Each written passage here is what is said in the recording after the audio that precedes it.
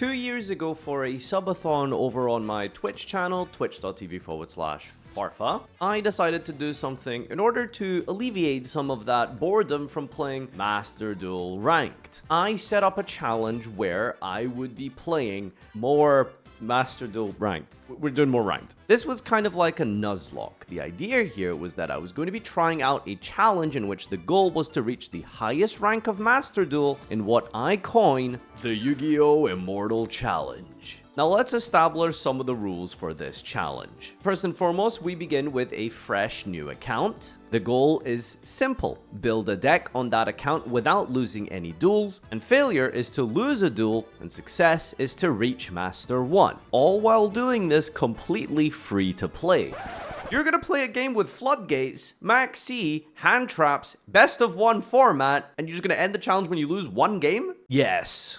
This challenge is going to be like 7 minutes long. For the purposes of an actual entertaining piece of content, let's talk about the life system. Like most old school retro games, we will be allocated lives. 3 total for this entire run. If you lose a duel, you lose a life, and when you hit 0 lives, game over. However, I decided to make some slight adjustments here, making it slightly more generous because at the end of the day, we want an entertaining piece of content. So, every new rank restores 1 life. And by rank, I mean a whole new rank: silver, gold, platinum, etc. Not just gold 5 to gold 4, that would be way too easy. And one more caveat is that you can only restore a life, you do not gain a life, meaning that the cap is always going to be 3, and that means you can't bank like 5 lives before you go into platinum, as an example. Here is the Yu-Gi-Oh! Immortal journey and how it went down.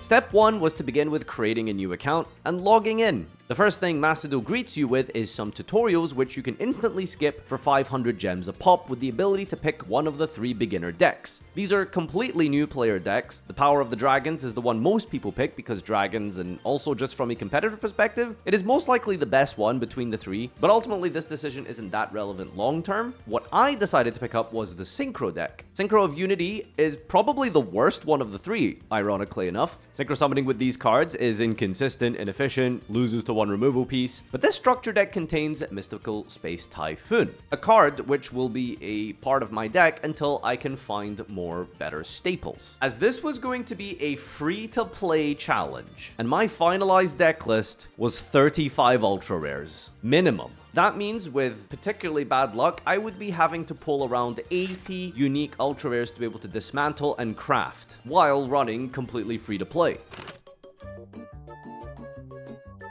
Now, first and foremost, we're gonna have to pick a deck for this challenge. I was actually super close to picking Mermel. Mermel would have lots of short duels, it's extremely powerful going first, resulting in some insta-scoops to normal summon Neptibus, and has very powerful tools for going second, due to all the cards activating as cost, and of course, Poseidra, the rumbling Atlantean. But while Mermel would offer quick and easy games most of the time, especially through the lower ranks, speed is not an element of this challenge. The weaknesses of Mermel come from the suffering that it has to variance, especially in low ranks. Mermel can sometimes just lose to itself due to consistency issues, and as a deck with very few defensive cards, primarily relying on its engine to take apart boards when going second in the low ranks can be really scary, with so much stun and random table 500 style FTKs and combos floating around that people play in silver. Now, while Snake Eye at the time of recording, pre-ban list at least, was the best deck, and while I could just try and play Snake Eyes because it's best deck, etc., I wouldn't be able to trust myself to pilot it. I never played it in the TCG, and I never really played it much in Master Duel because ultimately, it's not that great for content. But one deck I did find myself becoming somewhat attuned to was Crystron. I ended up getting somewhat proficient at this, and even took it for a spin during the 3-day WC grind for the Master Duel World Championship qualifier. Crystron is a deck that has so many advantages for this type of challenge. First and foremost, it's just the comfort pick because it's the one mechanically that I know how to play best, but it also plays over 20 non-Crystron cards. against random people versus random decks and combos you've probably never seen before, Crystron was going to be strong against any and all types of matchups just by virtue of having so many defensive cards. In a best of one format with random ranked games, Crystron was going to be generally strong against all matchups with its wide array of hand traps and layered end boards. Utilizing 3 1-card combo, we would have Cyber Dragon Infinity as an Omni Negate, Cluster to pop cards, Triskaros that can make Dragster or Quarian Gandrax,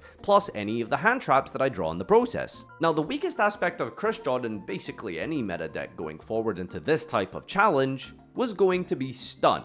And in an environment at low ranks, you can guarantee there was going to be a lot of stun. For anyone who's ever tried to play Master Duel on a brand new and fresh account, you'll be quite privy to the sort of standardized kind of pathing and route you take towards min-maxing and optimizing your gem economy. And as this was a free-to-play challenge, this was going to be a huge part of setting up the account and getting ready for ranked. While it is very possible to craft a fully constructed meta deck within an hour of gameplay, which I actually did achieve, this deck was particularly worrying. The mostly finalized deck list that I was going to be playing, like I said, was around 35 ultra rares on a free-to-play account. Now, after creating my target deck list and with minimal gems in hand, 1500 from the fresh account bonus, it was time to jump into some solo modes. Let's talk a little bit about gem farming optimizations. The fastest gems per hour in the early period of this type of challenge comes from 2 sources: lifetime missions and solo modes. Lifetime missions are gem awards for accomplishing all kinds of different things, like win a total of X duels, hit certain rank, special summon or destroy X number of times. For the solo mode lifetime mission award, if you win 9 duels in solo mode, you get 2500 gems. This can only be accomplished once on any Master Duel account, hence why Master Duel is extremely free to play friendly, at least in the short term. By clearing a couple of gates, I was going to earn around 25 Crystron packs. Further than that, the tutorial gates are also massive gem injections. The tutorial on how to Xyz, Synchro Link, and Pendulum Summon awards 600 gems each, so that's 24 packs. Logging into Master Duel, skipping the tutorial, doing the summoning mechanic tutorial, and clearing 9 different gates, these 4 steps would net you around 50 packs. And there's also more missions with regards to secret packs. But first, it was time to clear some of these gates. At the beginning of this project, I kind of agreed with my Twitch stream that the whole purpose of this was to do a ranked focus challenge. The gem farming in solo modes, it's whatever. It's a prelude to the actual run. But man, it was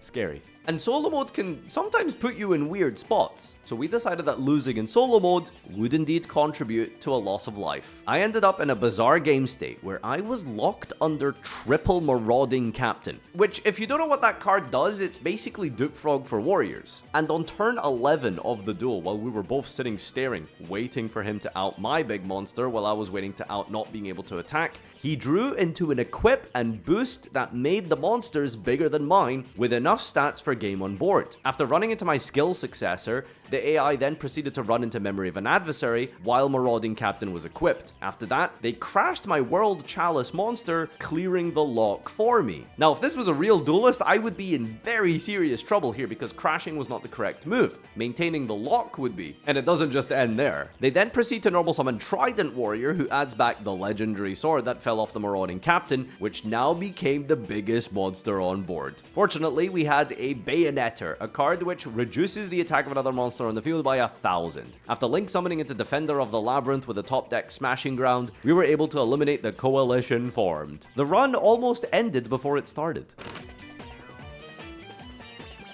After clearing out the minimum dual strategy gates, it was time to pull some packs, and from here, opening packs and discovering secret packs would then also fulfill a decent amount of lifetime missions. In my first 10 packs, I got a single ultra rare and a Royal Rosenix, a card which sadly isn't even played in Crystron. The second 10 packs netted me a Quarian Gandrax, but only one other ultra rare. I opened a bunch of free packs, and from one of them I pulled an ultra rare Performapal, so I guess that was a great 10 crafting point pickup. Our next 10, we finally pick up a card we need, the level 7 Synchro, but unfortunately, we're just not really high rolling total ultra rare pulls. Ideally, we pull the ultra rares we need, but if we don't pull the ultra rares we need, we just want plentiful ultra rares to be able to dismantle and then craft the ones we do need, and I'm not getting very lucky. At this point, I decided to go into some bundles. The bundles net you a free staple. The ones that were definitely going to be in the deck list for me would be Ash Imperm Veiler, so that's 250 gems less per pack. However, the downside with these is that they're master packs, which mean that they basically have no chance of pulling Crystron cards. Despite this, the guaranteed staple far outweighs the negatives, and for the 250 gem discount, it was absolutely worth it. Our Ash bundle got us 3 ultra rares, so that's going to be a guaranteed craft, and the Imperm bundle also likewise got us 3 ultra rares, which means another guaranteed pickup.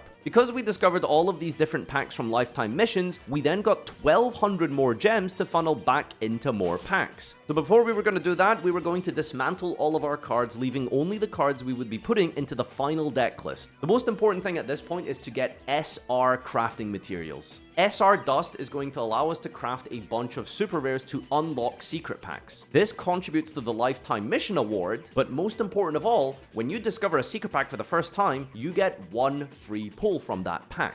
Thanks to a post on Reddit, there is a deck that you can find in the public search using its code to copy over to your collection and craft all of the cards for 220 SR points. This will unlock 23 secret packs for free, bound to have a couple of ultra rares for nothing. The math works out on average about 193 ultra rare dust for the cost of 211 super rare dust. And guess what we pulled from our free floor pack?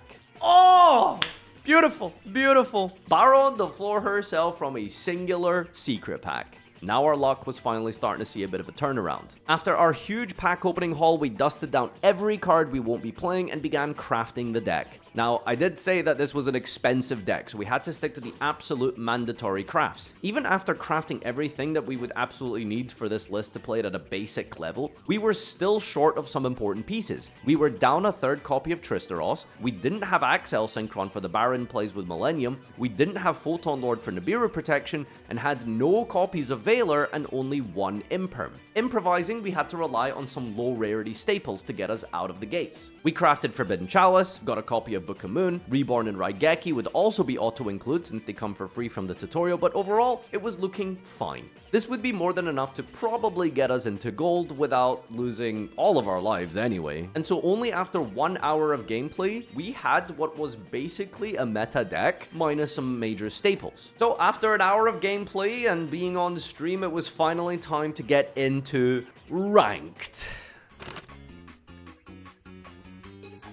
We queue up into our first ever duel on the account, and we win the coin flip. We proceed to normal summon Crystron Chisteros, and frame 1, the very first action that our opponent takes is activate Maxi. Rookie 2, first ever duel, first ever card, Maxi. Now, don't get me wrong, this was an absolutely horrendous play by the opponent. It didn't make any sense because we just chained the Tristeros, but it is very funny as a summary for the Master Duel experience. It's just so poetic. We make Axel Synchron, a card which actually wasn't intended to be part of the final deck list, but we played it anyway due to its low rarity, and this allowed us to put Smyger into the graveyard in order to search the trap card after a Talents Rip and a pass-on Cluster. The rest of the hand was Ash, Nib, Foolish, and Grandmo? Now, I don't think I'm going to be losing ranks in Rookie, but if this was a real duelist with a real deck, those staples were terrifying. I'd be in genuine trouble right now. On duel number 1 of the challenge, he enters the main phase, we drop a Bestial on the Malicious he sent with the Foolish, and he scoops. Okay, average rookie duel. Duel number 2 is against the Dragon structure deck, so naturally a single copy of Sengenjin was going to make quick work of that. And so for ranking up into Bronze, which by the way can be achieved by simply attending. If you complete the duel, you don't even have to win. Master Duel puts you into Bronze. So we pick up those lifetime mission rewards for hitting Bronze and get a whopping 680 gems, granting us a total of over 1500, meaning that's going to be 2 bundles, 2 guaranteed staples to play over the MST, and 20 packs for potential UR dust. Our Veiler bundle nets us 2 ultra rares, and the Nibiru bundle gets us an Ash Blossom randomly, and so our 3rd copy we essentially got for free. We optimize our deck list a little more and decide to go for the 3rd Tristeros, and I realize I maybe made a bit of a mistake here. I go for the Nibiru bundle a little too early, because I just don't think you're resolving Nibiru before gold, so this was most likely a later bundle to pick up, and I think the play was definitely to go for something like Droplet or Tactics. They just seem to be more generally activatable cards at the lower ranks. And I suppose we should talk a little bit about rank theory right now. Ultimately, low rank is low rank. People there suck, and that's why they're at the low rank. The problem is that you can't be complacent because not everyone at the low rank is bad. Every duel needs you to be focused and on top of your game because you don't know what you're playing against. There's a very high chance you run into someone who is playing a real meta deck and is a good competent player, they just haven't played Master Duel in a few months. There is a demotion system that brings you down in ranks, all the way down to rookie if you haven't played in that long. Maxing out the extra deck is usually a surefire way of identifying a smurf. New players, fresh accounts, bots, they don't really tend to care about the extra deck, and there is also total cards. 40 is usually indicative of a meta deck with strategy, and obscure numbers like 53 or like 49 probably indicate, in tandem with the extra deck size and accessories, just a pile of stuff that they've gotten from the shop. Saying that, you know, I'm sure someone will be typing up in the comment and saying that, no, actually, I play 53 card branded. The numbers just make sense. Our first duel in bronze is against Mark.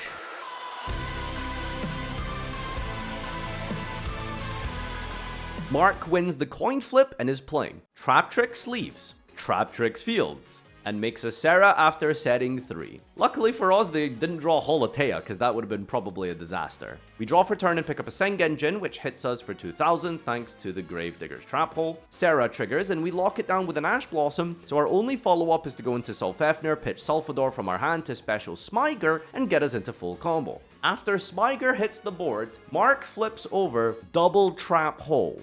Yeah, I'll give you a second. You know what Double Trap Hole is? Neither did I. What is that? What the fuck? Bro! So that was technically a card we could have played around, but I mean, I didn't know this existed until now. I don't know why this card hasn't seen more competitive play, to be honest with you. I'm not the only one who just special summons their little guys in defense, right? I feel like that's a normal thing. We pass turn hoping the Ash will be enough to stop any crazy swing turns and pray we keep enough life points around for Sengenjin. Mark then proceeds to normal summon Dianea. Probably like the best draw in the deck at this point. It triggers Serra, which sets a network trap hole from the deck, and then he proceeds to overlay into Rafflesia. We take 800, which we're pleased with, and it's back to us, and we top deck the literal best card in the deck. Crystron Inclusion. We lead with the Sengenjin summoning into the field, prompting Rafflesia activation to send Terrifying Trap Hole Nightmare to destroy Sengenjin, triggering Serra in the process and setting Time Space Trap Hole. Sengenjin has the effect that it cannot be destroyed by card effects. I also forgot that it had this random protection, so Mark didn't read the card. From here, we're able to start picking apart the board with Doom Dragon, and with one unknown set remaining, we can use the inclusion to set up Bar on the floor, pop the Serra, and attack for game. Playing against bad decks built somewhat competently can be really scary, especially when they hit you with these random cards that you haven't seen ever or in years, like Double Trap Hole. Low ranks can be hard in their own unique way. I mean, this is the Australian outback of ranked, right? Bronze. You still gotta be on your toes. From here, it was a journey through the stomping grounds. Many a victim would fall towards the standardized meta deck that a competent content creator would be playing through bronze.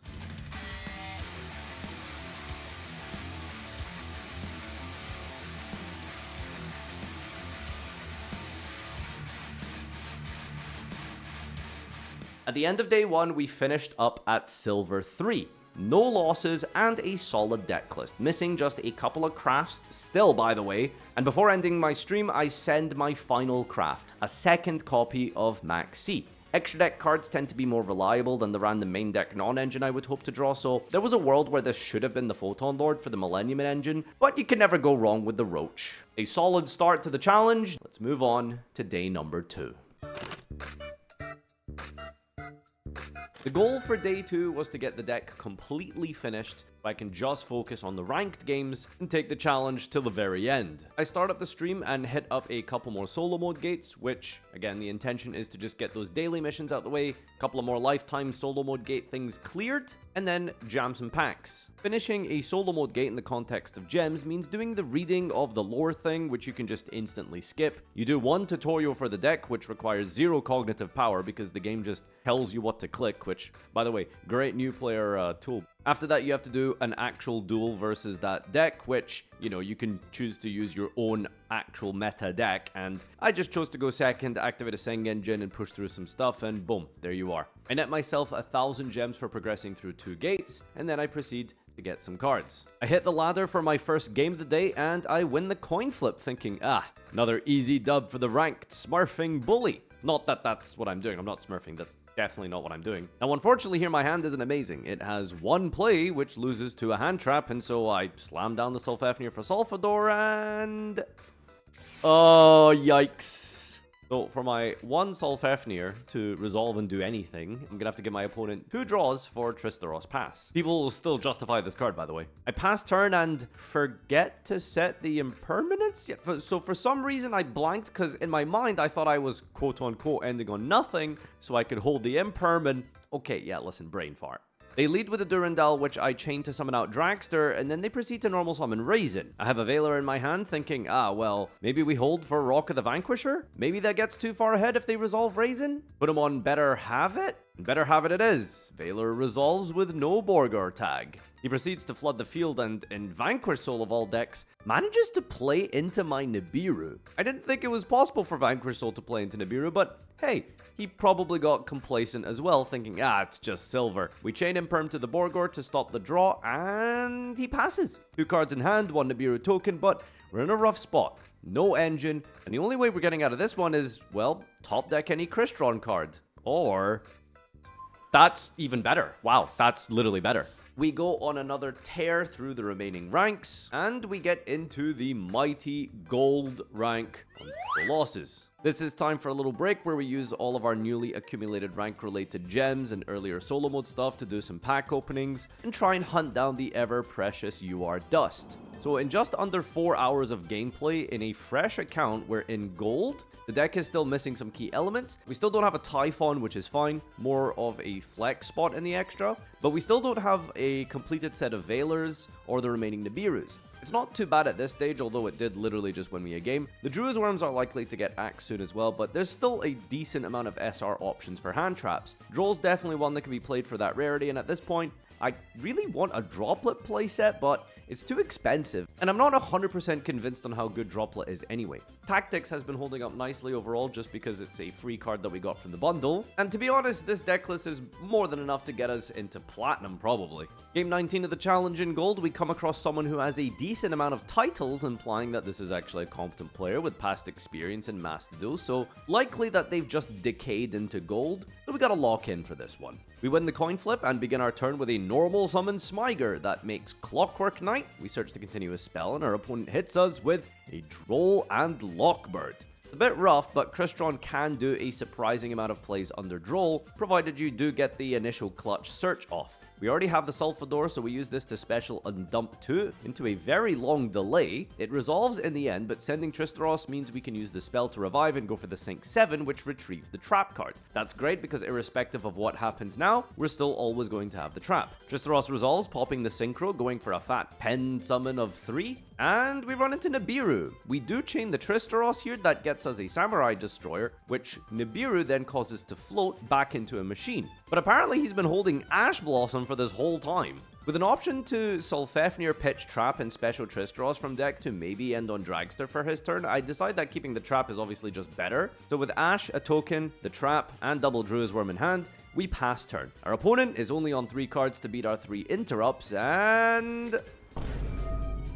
yeah, I mean, why wouldn't you though? But why wouldn't you though? Thankfully, their only engine piece is a Fadra, not a Chundra. That would have just been game in and of itself. And interestingly enough here, if they just put my Nibiru token into attack mode, they could have actually made Hita and then crashed it to search for the Genroku. Now, I would have had Ash for the resolution of that on the Genroku. So we do get away with this just because Tenpai somehow miraculously, for once, Tenpai has bricked. They have not drawn combo. That is incredible, really. It doesn't matter what rank you're at, Tenpai is terrifying. We take a little break for some more pack openings to spend our newly achieved 1,000 gems, and we get... let's go! Woo! Charmy and 4 Ultras total. Now, I'm not trying to make fun of gold players too much, but when I say that Tristaros is like Fenrir for Crystron, I'm onto something. It's Maxi from the Welcomes are gonna go hard. Alright, so is this a bait? Is he trying to like force me into Tristalossing? I'm gonna have to play into something anyway, so... I am telling you, this is the Fenrir of Crystron. After a few more wins and sliding into Gold 4, we queue up against another rank decayed duelist. This person has 1,000,000 titles achieved in Master Duel since 2023, so we do expect a real game. I win the coin flip and open Sengenjin, best starter in the deck, which is countered sadly by Maxi. A really rough position. There's not much to do in terms of light plays into Max E with Crystron, but fortunately hard drawing the Salvador and using it to tribute summon rather than special means that we can dump Smiger to get the trap card, and then we pass with an Effect Veiler as well as a Sengen Jin in the hand for follow-up. Our opponent then proceeds to normal summon Raisin, and honestly, I don't know how to stop this deck. It worked last time, maybe better have it is the call, so I do make the decision to just Veiler the Raisin. Unfortunately for us, they do have the tag for the hamburger. Now here the decision is really, do I want to pop to stop the tag? Because I'm going to lose the Veiler negate anyway. So if I pop this, the only real extender is, I don't know, in Vanquish Soul. They need to like draw Jiaotu with reveals plus something else. I pop the Raisin, Borgor stays in hand, and the next play is Stake Your Soul. Your nose is mine. That was probably worst case scenario. He uses Valius and pops my spell card, summons out Jiaotu, Magnamut, and kills me through the Sengen Jin life point cost. We pick up our very first loss of the entire challenge in Gold 4. Honestly, that isn't so bad. I'm surprised it's lasted this long, but ultimately, these games are gonna happen. What can you do? As long as I don't lose another one in Gold, we can restore the life back to 3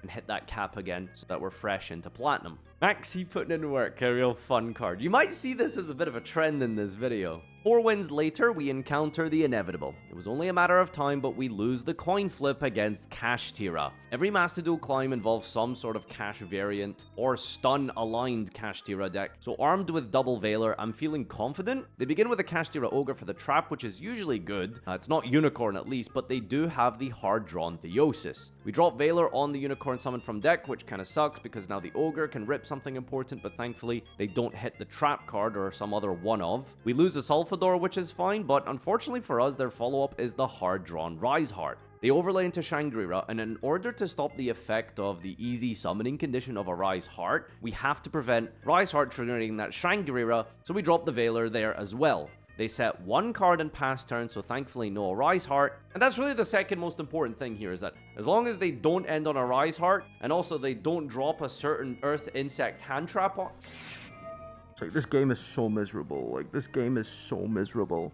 So we're not going to complain about this card every time it's drawn. Just fix your fucking game. At this point, I don't really have a choice other than just push. We don't have Millennium cards, so we can't attack for game. If I pass, he's got too much follow-up, and my defensive cards are not enough. He knows I have Nibiru from the Ogre, but we just have to push and just give a million cards, set up our own board, and hope that for some reason, with like 10 cards in hand, they can't beat us. After getting ashed on Inclusion, there's a world where we pass on nothing and hope the Nibiru saves us, but again, they have game in under 5 summons most likely, and they know it's there. Ash comes down on the Inclusion, we let it rip with the Selfefner pitch, we perform a bunch of plays and clear the entire board with Quarry and Gandrax, but a slight misplay here. I think I should have just let the Arise Heart stay on board, so that it kind of locks him out from summoning Kashtiras. With the trap card, Nibiru and Tristaros on field, somehow we come out of that exchange kind of okay, despite 6 cards in their starting hand with setup. Step 1, they lead turn 4 with Raigeki. We chain into Samurai Destroyer, which is actually very slowly becoming the absolute MVP of the list. I didn't initially have it in here, but I'm definitely going to keep playing it going forward.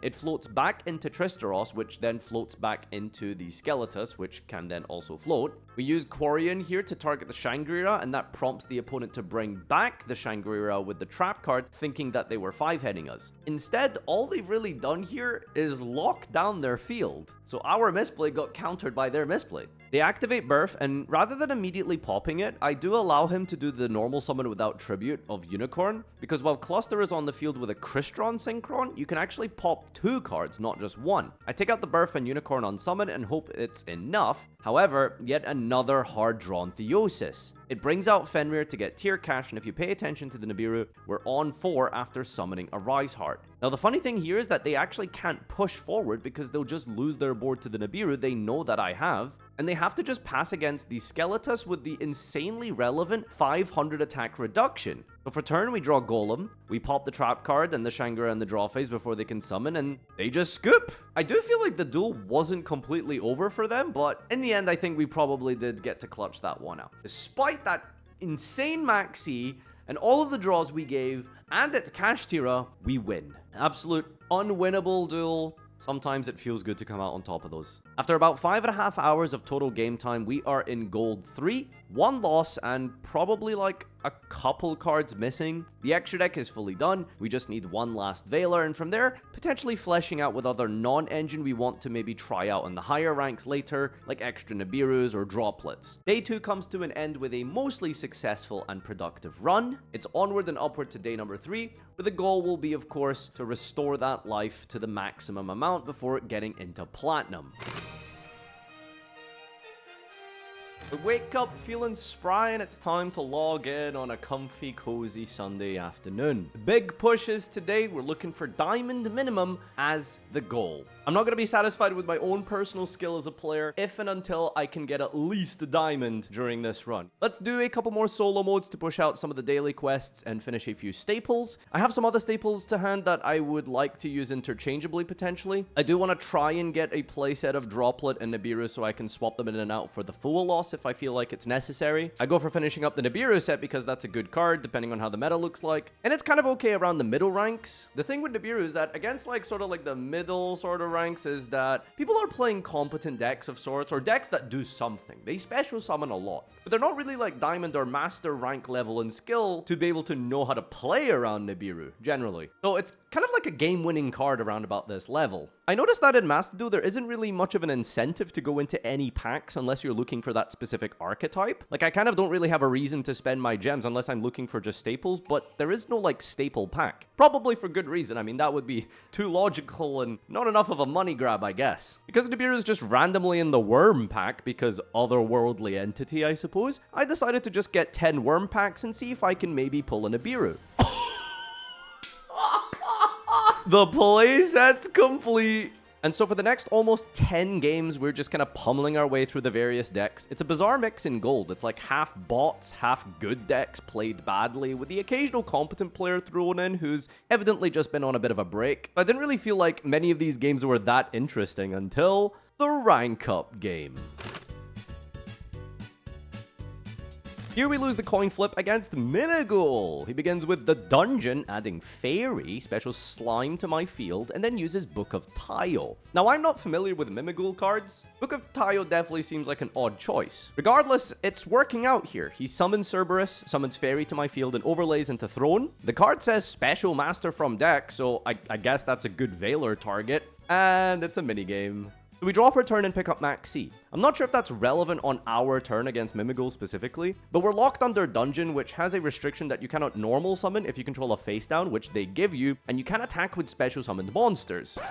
Now, I'm going to be honest, I'm not familiar with the Mimigul cards. I've read all of them, I vaguely understand the playstyle strategy, but not all the kind of intricacies of the deck. And I've never tried them myself, and this is my first ever time actually sitting down to play against it. The timer is ticking as I'm constantly reading and rereading the cards to make sure I don't perform a misplay. I'm going to lead with Golem here, and then in response he uses Master, which flips up Archfiend. That lets him draw a card, and now I have to discard. Now I figure I could just guard Sulfador because I can just, bring it back from the graveyard, and as long as I keep a monster for Wedju, it should be fine. I do some Millennium plays and go into Doom Dragon to target Master. This essentially forces out Throne's effect, and I do lose the Doom Dragon in the process, but it essentially forces out and baits the interaction. Now the last card to play around is Mimigul Room, so I just have to basically deal with a Book of Moon. I activate Inclusion and search the Trap card here since I expect to not be able to normal this turn due to the dungeon and Room going to give me another face down. Here he puts Dragon onto my field and sets my Sengenjin, so I special out the Sulfafnir. I use the effect and he chains Ash Blossom. Yep, the Mimigul Archfiend top decked him an Ash on my turn, which is why I didn't discard the Call by the Grave for the Mimigul effect because I just figured they were gonna draw something off the top. Now here I do something kinda critical.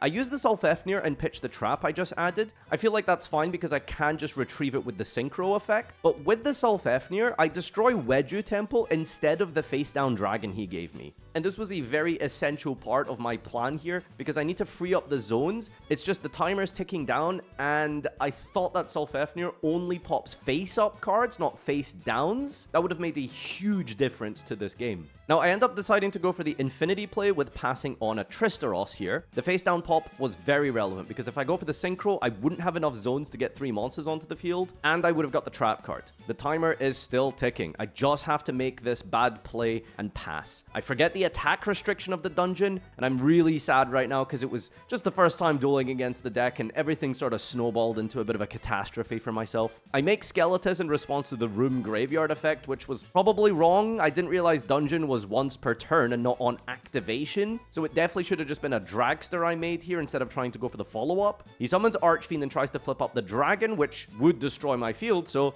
I'm forced to use my Omni Negate here.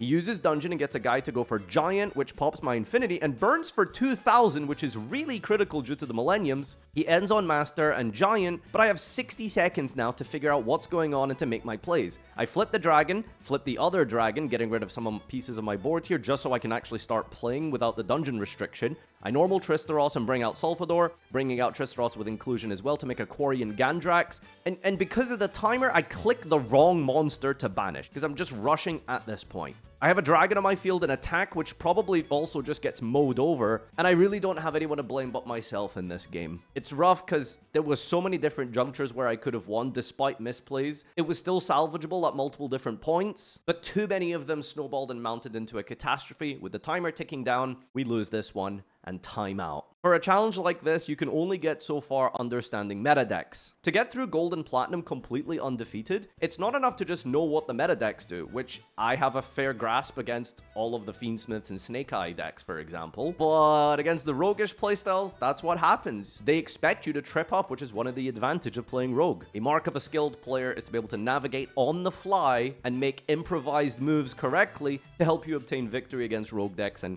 I just didn't have it in me for this one, and I choked. Onwards to the next game, we pick ourselves up and see if we can hit Platinum and restore the lives to 2 at least. We get back to the rank up game, win the coin flip through no disruption, end on a Photon Lord, Dragster, Infinity, Trap Card, and normal summon Kepler was just not enough. Platinum achieved, life restored, and we're back. 5 wins into Platinum, we queue up against Blue Eyes, and naturally this was going to happen. And theoretically, Platinum does seem like the Blue Eyes zone because of the easy to obtain cards, other than the Primites, I suppose. We queue up against a Platinum Blue Eyes player and very arrogantly stare down a Chaos Max Pass. What is this guy doing? Is this some kind of joke? Chaos Max Pass? Until I start looking through my extra deck, and then I'm scratching my head. I check my main deck. How am I outing an untargetable 4,000 monster in Crystron? He didn't go into the extra deck, so I can't summon Typhon, and all of my monsters are tiny or target. So now I'm just spamming the board. I'm special summoning, I'm putting up guys and special summoning until... Do you remember that Arise Heart duel from earlier in the challenge where the 500 attack reduction was relevant? Well, Skeletus has the 500 attack reduction, meaning multiplied by 2. We just need to summon double Skeletus. And so with a Call by the Grave in my hand for any hand traps, I go all in, and I actually managed to pull off this weird niche combo in a situation like this to get rid of the Chaos Max, crashing it with his own Blue Eyes that I summoned from his deck with the Zombie Vampire. Now, I should have crashed the Zombie Vampire and attacked for game with the White Lightning just for the vibes and the BM, but hey, at least we navigated through this one correctly this time, and we had Call by for any hand trap he might have drawn. 4 more wins later, I come across someone who chooses to let me go first. Now, it's always stressful and suspicious when they let you do a full combo going first and they just sit there and wait it out. Not a single disruption is dropped on me. And I open probably the absolute best hand I have ever seen in Crystron. I end my turn with Baron de Flor, Photon Lord, Cyber Dragon Infinity, the Trap card, full follow-up in the grave, and even an Ash Blossom and Joyous Spring in my hand. What could possibly go wrong against Tenpai? And so for my opponent's turn, they proceed to frame 1. Yeah, step 1. I told you. He told you. I'm not ready to go to the pound town here, buddy. But if you're interested in seeing that type of Farfa content where I do take an ultimate giant chaos pounding, there is a video on my alt channel, which you should subscribe to, Farfa Highlights, for more unedited raw footage from my streams. He activates Advance, which I chain Tristeros to get me a Dragster on resolution, but not before I chain the Trap card as well to pop it, preventing the extra normal summon and search, or whatever it was, I believe. He specials Statue, adds Wyvern, so I let that resolve for Fortress. I'm holding this Omni Negate like my life life depends on it, since Baron is the only thing stopping me from getting, like, I don't know, thrusted for Ancient Gear Fusion or something. He uses Fortress, and I negate that with the absolute swiftness. Ashe goes into the statue, and all he can afford to do is pass on a Baguska. One more board breaker or staple, and I would have lost this game despite opening the literal best possible hand. Go second decks, not really optimal, but terrifying when they actually pull off their combo. He passes back to my turn, and... How?! And so from this point onward, we go into an 11-game win streak through Platinum. No losses, completely undefeated. And the thing that's happening is that most of these decks are like competent, but also somewhat meta. I've played against all kinds of different things like Kashtira, Fiendsmith, Branded, and a lot of ways Platinum did feel easier than Gold. And I think that's just because of the familiarity of the cards. In Platinum, people are playing meta decks that they've probably net decked, strategies that I've played against, know how to play, and have even ran myself. So I know where to stop these decks, I know what they do, I don't have to waste the timer reading and rereading cards all the time. So in some ways this was easier than Gold, weirdly. Here I decide to pick up the Duel Pass for some of the extra crafting points, just to finalize that deck list. I get the last copy of Effect Veiler, I like the two Nibirus in the main, playing Foolish Burial as an extender, call buys for the hand traps but no cross out just to minimize the card count. I decide to opt for Fualos instead of Droplet, at least in this rank before I get to only Snake Eye and Diamond, which hopefully I'll be able to afford by then. This is what we play for the remainder of Platinum. 13 wins in a row later, we get to Platinum 2 and we duel against Fiendsmith Control. We win the coin flip, lead with the Crystron Inclusion, which is chained by the Roach, so Tristaros pass it is. Through 0 maxi draws, we have 4 disruptions. Seems like we could be fine here. Our opponent uses Lebellion, and I definitely misplay here.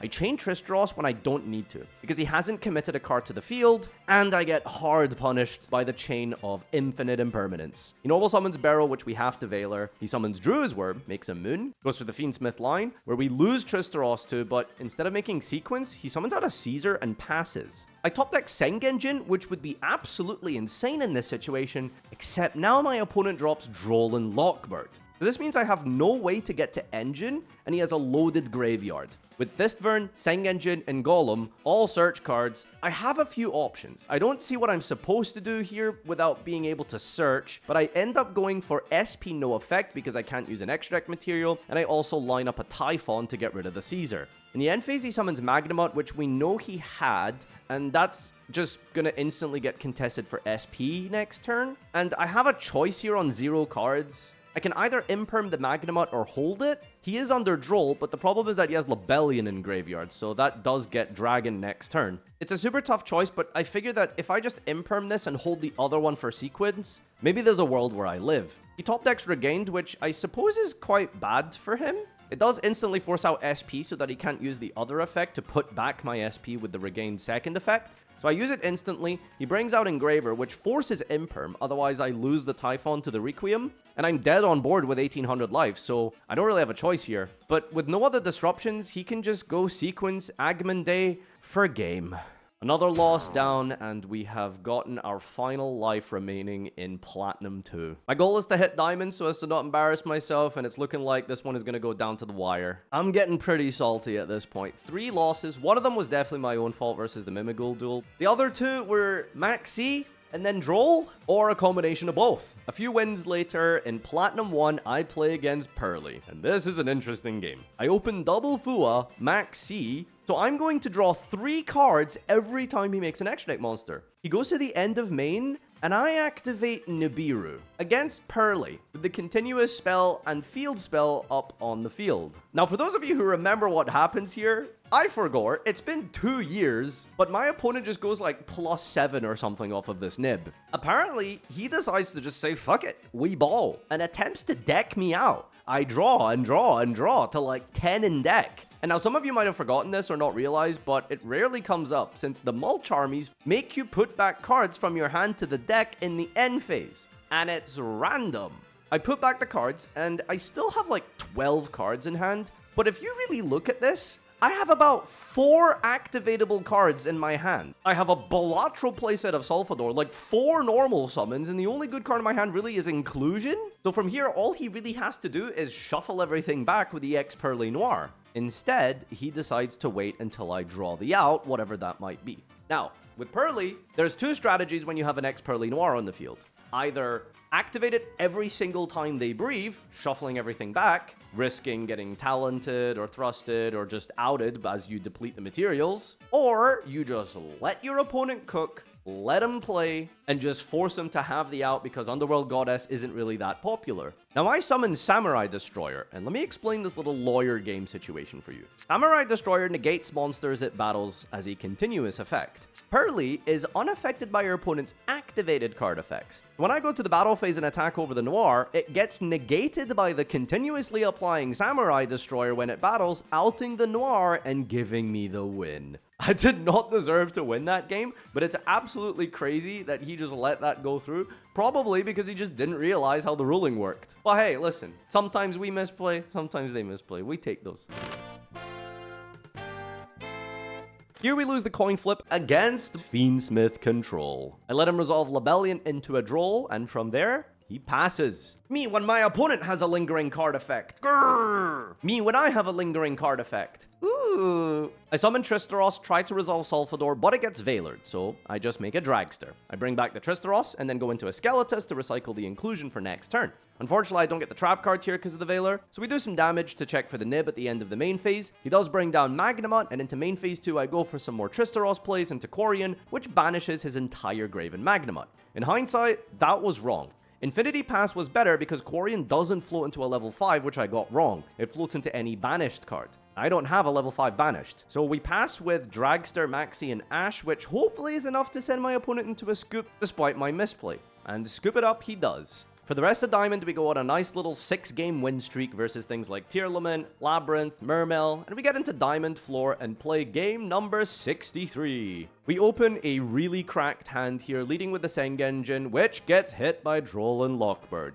So playing around Droll is obviously good, but if I lead with the Inclusion to get Tristeros first, it puts me in a weird spot where I can't actually do my combo if he doesn't have the Droll. So I don't really know if it's correct in hindsight. I guess I could have started with add Tristeros, and if he doesn't have the Droll, I can at least normal the Tristeros and do the Millennium stuff, which gets me into combo by lining up the Baron, but only after Droll has resolved, which I think would actually be fine most of the time since Tristeros combos work under Droll, but this ends up being really awkward for me. It's not too bad, we have Maxi and Ash, but the problem is that doesn't really do anything against triple tactic take, summon Baldrake, and with 4,000 life points, it is enough for a game. Another duel, and another victory, with a bird in the cage. I could at least take some solace that my hand could have potentially beaten this Droll if I played it in a different sequence. I just didn't really consider how detrimental Droll would be in this situation. I was trying really hard to play around Ash instead. Moving on, we get to game number 65, where we lose the coin flip against something.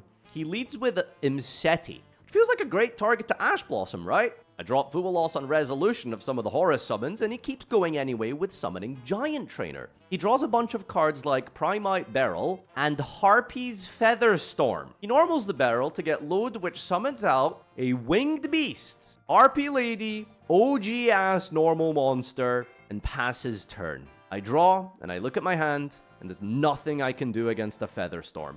I normal Smyger, tried to use the effect, could have linked it off, maybe use the Grave effect, got negated. We use Inclusion, which then gets Drill Beamed, and then we die to the follow-up Horus monsters.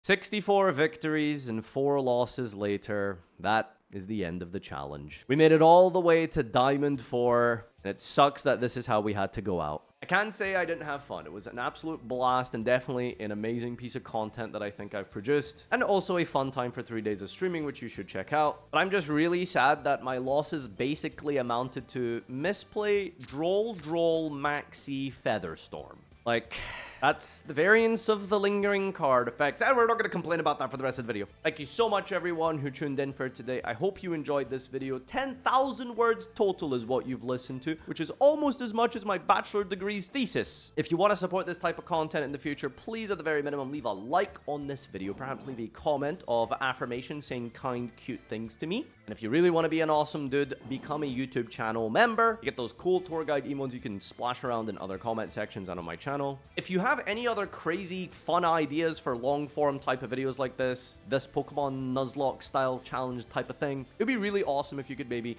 give me a suggestion as well in the comments. Thank you so much, everyone, for tuning into this video. I hope you had a great time, and hopefully I'll see you in something similar soon. Bye-bye.